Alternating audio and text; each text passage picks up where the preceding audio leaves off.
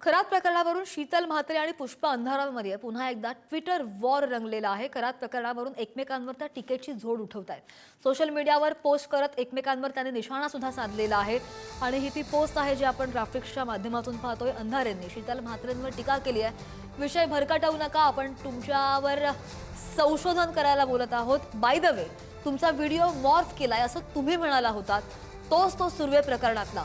अंधारेंनी शीतल म्हात्रेंवर अशी टीका केली आहे। त्यातला नेमका ओरिजिनल व्हिडिओ सापडला का हो, असा सवाल सुद्धा अंधारेंनी उपस्थित केलेला आहे। ठाकरेंच्या शिवसेनेच्या नेत्या सुषमा अंधारे यांची ही एक्सपोस्ट शीतल म्हात्रेंवर टीका। शीतल म्हात्रेंनी अंधारेंवर काय पलटवार केलाय? ताई, विधान परिषदेची जागा मिळवण्यासाठी मातोश्रीच्या मॅडमची किती चापलुसी कराल, असा सवाल शिवसेनेच्या प्रवक्त्या शीतल म्हात्रेंचा। चतुर्वेदींची राज्यसभेची जागा घेण्याचा डाव फसला, आता थेट उबाठाच्या जागेवर डोळा आहे की काय तुमचा, असा सवाल त्यांनी उपस्थित केलाय। त्यातच आदू बाळाने गेल्या आठवड्यामध्ये गांजा राऊतची कॉलर धरली म्हणे।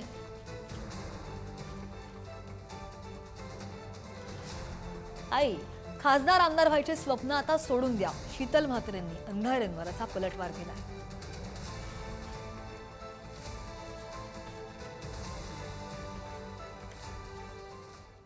आणि रुपाली चाकणकर भोंदू अशोक खरातच्या ब्रँड अँबॅसिडर होत्या। अजित पवारांच्या राष्ट्रवादीचे उपाध्यक्ष उदयकुमार आहेर यांनी असं वक्तव्य केलंय। अनेक महिलांना, राजकीय नेत्यांना चाकणकर भोंदूकडे घेऊन जायच्या। आठवड्यातून 2 दिवस चाकणकर खरातकडे विद्या शिकायला जायच्या, असं सुद्धा आहेर म्हणतात। विद्येचा वापर दादांसाठी केल्याची शंका रास्त असल्याचं आहेर यांचं म्हणणं आहे। चाकणकरांसोबत महिला काम करू शकतील अशी स्थिती नाही। रुपाली चाकणकरांनी राजीनामा द्यावा अशी मागणी आहेर यांनी केली आहे। राष्ट्रवादीचे प्रदेश उपाध्यक्ष उदयकुमार आहेर आपल्या सोबत आहेत, त्यांच्याशी आपण बोलणार आहोत। रुपालीताई चाकणकर यांचा जो विषय त्यांच्या राजीनाम्याचा, हा विषय पूर्णपणे वेगळा आहे। रुपालीताई चाकणकर ह्या महिलांच्या प्रदेशाध्यक्ष आहेत, महिलांशी संबंधित हे सगळे विषय आहेत। आज परिस्थिती अशी झालेली आहे की राष्ट्रवादी काँग्रेसच्या अनेक महिला पदाधिकाऱ्यांचे मला 2-3 दिवसामध्ये फोन आले महाराष्ट्रभरातून की आम्ही यांच्यासोबत काम कसं करावं, हा आमच्या समोर प्रश्न आहे। घरातली लोक प्रश्न विचारायला लागलेले आहेत। रुपाली चाकणकर या गेल्या अनेक वर्षांपासून त्या भोंदू बाबाच्या कॉन्टॅक्टमध्ये आहेत। तुम्हाला आश्चर्य वाटेल सांगताना, आपण नाशिकच्या आहोत, आम्ही नाशिकच्या आहोत। नाशिक जिल्ह्यामधला एका तरी नेत्याचा साधा फोटो तरी त्या भोंदू बाबासोबत एवढ्या काळामध्ये आलाय का हो? पुण्याहून आठवड्यातनं 2-2 वेळेला इथं असायचे अशी आमची माहिती आहे।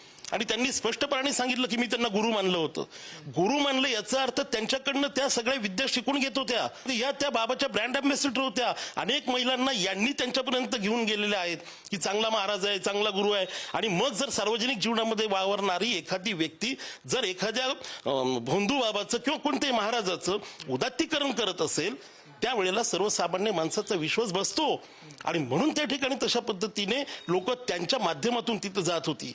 हे सर्व फोटोमधून लक्षात येत आहे। ह्या त्याच्या ब्रँड अँबॅसिडर होत्या आणि ह्या त्या ब्रँड अँबॅसिडरमध्ये ह्या काय काय करायच्या हे सगळं त्यांना अटक केल्यानंतर लक्षात येईल। म्हणून त्यांना पदावरनं काढण्यासोबत अटकेची देखील कारवाई सरकारने करायला पाहिजे, ही आमची मागणी आहे।